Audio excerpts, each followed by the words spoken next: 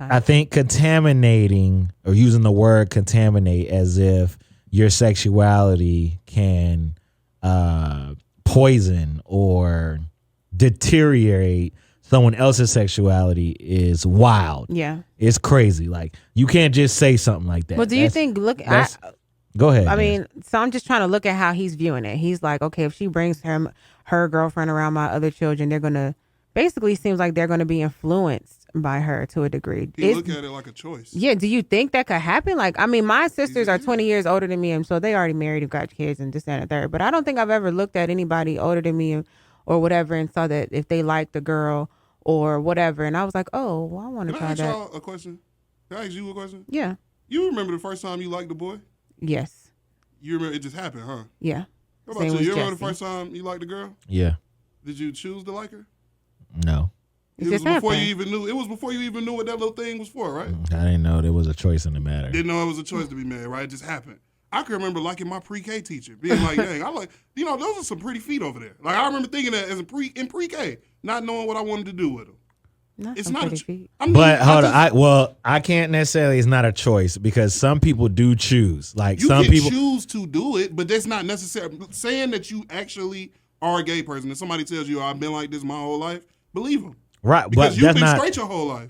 My argument. I'm not trying to argue for gayness or straightness. That's not the thing. I think we have to examine how do we parent our children. How do we view when our children do something that we don't necessarily agree with, right? And how we express that emotion to the world, let alone to them, right? Like if Brooklyn does something that I'm not necessarily fond of, I have to do a good job of communicating to her why this isn't good, what my feelings are, as well as hold space for hers. Your other job is to be understanding as a father, though, and to support your children. And also to support your child. Like, you don't want your kid to feel like they're alone. And that's what you do when you do. What he just said is like basically like what all people that are against like gay people say. And like to hear your dad basically use talking points from people that are stupid, it probably gets under your skin. And it did get under her skin. And to hear him say contaminate the rest of them, that lets you know how he views all of it in sexuality. He looks at it like she made a choice and I can't make her do something, but this is how she decided she's going to live her life. That's wrong. And I think it's ignorant of him to be like in his 50s. This is the same dude that said he got a prostitute for his underage son to lose his virginity. He's not a good parent, yo. So when I hear him talk and he gets into those moves like when he just did that, I know what that is. That's the hood dude around other stupid people trying to sound smart. I've been around that. And you be like, oh, okay. They're ignorant. This dude just doesn't. Nobody in here is gonna speak up because they either like this dude or they scared of this dude, so they're not gonna correct him. But everything he's saying is either wrong or just flat stupid. And most of the time, it's like that with him. To me, I feel like how many kids he got? A lot, like 6. A lot, and they all wild. And but the money, thing about dog. it is, you have one daughter who might be, who is gay, and you're trying to prevent her from, I guess, influencing the others or. Whatever word he used. But I mean, you want to say, like, I need her to bring in children the right way. I want my grandchildren the right way. Back up off homegirl. You got 6, 7, 8, 9 of them that more than likely are still going to be all right. Ain't never been But married. I think also one of the things that he brings up and his daughter brings up, and we'll play the clip. One, he talks about he's Southern Baptist, right? And